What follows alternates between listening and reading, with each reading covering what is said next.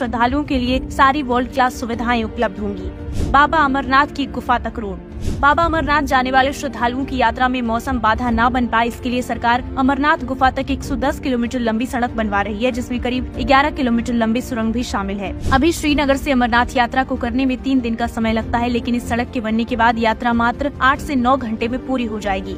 Banke Bihari corridor. Kashi में Vishwanath corridor और जैन में महाकाल कॉरिडोर की तर्ज पर मथुरा में भव्य बांके बिहारी कॉरिडोर भी बनने जा रहा है। इलाहाबाद कोर्ट ने मंदिर के चारों तरफ 5 एकड़ में कॉरिडोर बनाने की मंजूरी दे दी है। गलियारा बनने के बाद बिना धक्का मुक्की 50,000 से अधिक श्रद्धालु दर्शन कर सकेंगे। कॉरिडोर में 3 रास्ते होंगे। पहला रास्ता जुगल घाट से शुरू होगा, दूसरा रास्ता विद्यापीठ चौराहे से, तीसरा रास्ता चौदान पार्किंग से शुरू होकर मंदिर तक पहुँचेगा।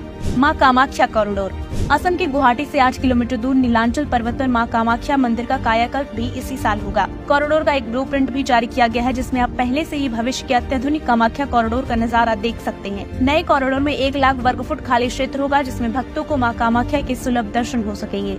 माँ विंध्यवासिनी कॉरिडोर। राम मंदिर और बांके बिहारी कॉरिडोर के साथ ही उत्तर प्रदेश के मिर्जापुर में 331 करोड़ की लागत से माँ विंध्यवासिनी कॉरिडोर बनाया जा रहा है। ये सीएम योगी का ड्रीम प्रोजेक्ट है। 2 मंजिला का 50 फीट चौड़ा परिक्रमा पथ तैयार हो चुका है। 2024 में इसके पूरी तरह बनकर तैयार होने की उम्मीद है। कैलाश मानसरोवर के लिए नई रोड।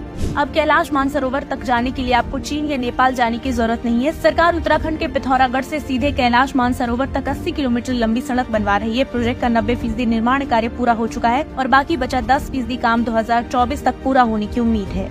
माँ वैष्णो देवी धाम तक एक्सप्रेसवे।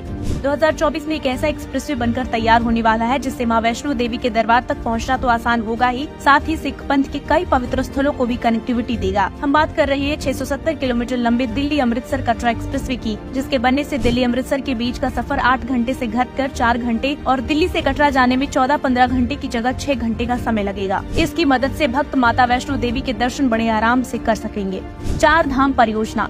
इस प्रोजेक्ट के जरिए सरकार यमुनोत्री, गंगोत्री, बद्रीनाथ और केदारनाथ जाने वाले भक्तों को सुलभ रास्ता देना चाहती है, जो मौसम की मार को बर्दाश्त कर सके। इसके लिए 12,000 करोड़ रुपए की लागत से 899 किलोमीटर सड़क बनाई जाएगी, जिसमें 2 सुरंगें, 15 पुल, 5 बड़े ब्रिज, 18 यात्री सेवा केंद्र और 13 बाईपास बनाए जा रहे हैं। New Pamban bridge. Railway engineering Marvel new Pamban bridge भी 2024 में बनकर तैयार होगा। तमिलनाडु में रामेश्वरम के पास बन रहा अनोखा ब्रिज ट्रेन के आने पर पटरी बिछा देगा और जब जहाज या स्टीमर को निकलना होगा तो खुद से ऊपर उठ जाएगा। न्यू पंबन ब्रिज उन श्रद्धालुओं के लिए वरदान साबित होगा जो रामेश्वरम धनुषकोडी की यात्रा करना चाहते हैं। शारदा पीठ यात्रा।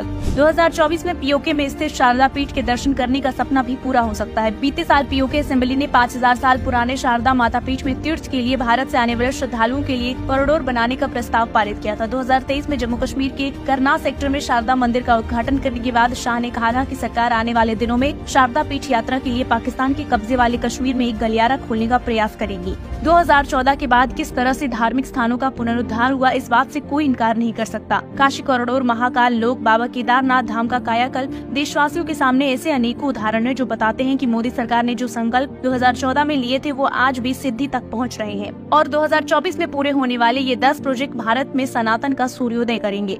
ब्यूरो रिपोर्ट, एक भारत न्यूज।